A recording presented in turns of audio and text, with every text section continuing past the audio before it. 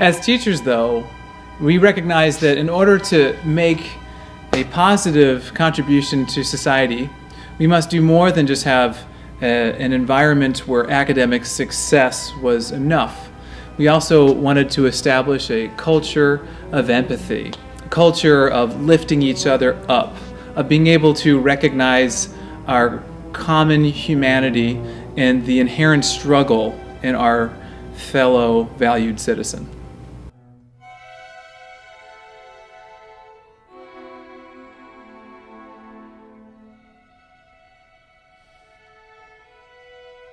We often hear the quote, "History is always written by the winners." And even Napoleon once said, "What is history but a fable agreed upon?" This is something we decided to confront head-on when creating our new course, American Studies. Our goal in writing the American Studies curriculum was to highlight the stories that are not always told. We want our students to be aware. We don't want students to only see history as told through the winners. Rather, we want them to understand that American history and literature is rich, with a variety of diverse voices, and that it is only through knowledge of this wide range of voices that we can truly understand our history. We hope to inspire our students to be inquisitive and to look for the hidden voices in history. So as a VHHS staff, then we felt what better way to teach these broader ideas than to commission new music specifically written for our students and for our community. That's why we were excited to work with Lee Kesselman, and we were thankful for the support of our administration and the CAST, Cougar Arts Support Team, and the District 128 Foundation for supporting us in these endeavors. We decided to create an affective domain teaching outcome, which was that students will appreciate non-dominant voices in American history and reflect on their ability to empathize with these lived experiences.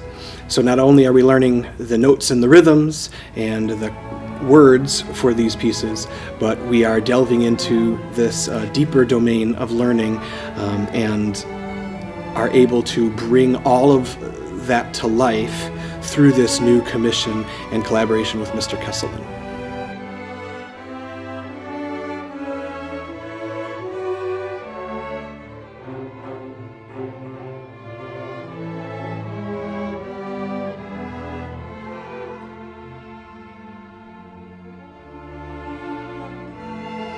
So, if privilege is invisible, how do we teach it? How do we make it visible to ourselves and to our students? We know as musicians, we are storytellers, and in telling somebody else's story, in connecting our audience with that person, with those words, with that idea, with that world, we find out more about ourselves through the process, our own blind spots, our own privilege, and it's our responsibility and our honor to be able to investigate and bring to life these voices to you as an audience, but also to us as the performers.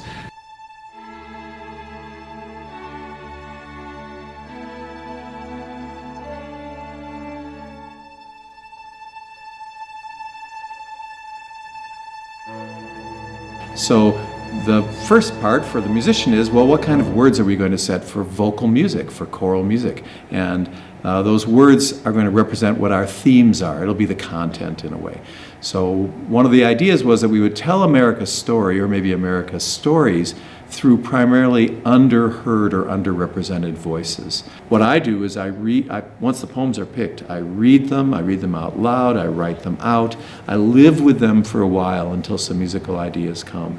And even in choosing the poems, I try to choose poems or letters or prose where once I start reading it, I immediately say to myself, oh my gosh, I can feel music coming out of this poem.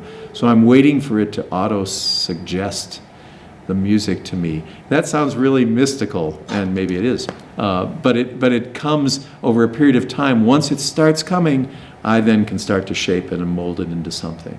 So there's a whole process, and each of us as composers gets used to how we make this thing work. My cardinal rule is that the music should feel, is that music should not just be the words and not just be the music, but that we as performers should feel something when these stories are being told. And so that points us toward a certain kind of musical language. The kinds of rhythms and the kinds of melodies and the kinds of being in a key or on a key most of the time. This musical collaboration has been really transformative for not only my students, but also for me as a musician.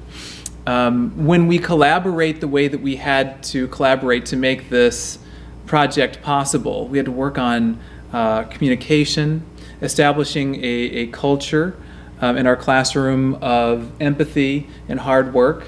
Going deeper in the music, going beyond just the ink on the page, has given us all the opportunity to seek meaning in the music that wouldn't have been there had we not taken the time to really study it. No doubt this project has broadened my horizons and that of my students.